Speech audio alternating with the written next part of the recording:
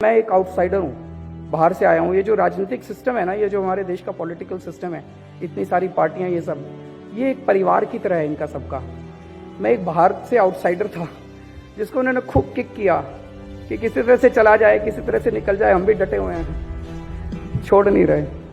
तो मुझे ये लगता है कि हमारे देश को डेवलप्ड कंट्री बनने में 50 साल की जरूरत नहीं है, 10 साल के अंदर हमारा देश डेवलप्ड हो सकता है। सवाल केवल नीयत का है। अगर अच्छी नीयत हो तो सफल हो सकता है। तो शुरू में मैंने कहा था कि 3 चीजें हमने देखी। एक तो ये कि सत्ता ईमानदारी से चल सकती है, दूसरा ये कि हो तो सकता है, संभव है, और तीसरा, हरियाणा में जो चुनाव हुए, भारतीय जनता पार्टी जब दूसरे राज्यों में जाके चुनाव लड़ती है, हरियाणा में चुनाव किस बेसिस पे हुआ? Jat versus non Jat. गुजरात में चुनाव किस बेसिस पे हुआ? Patel versus non Patel.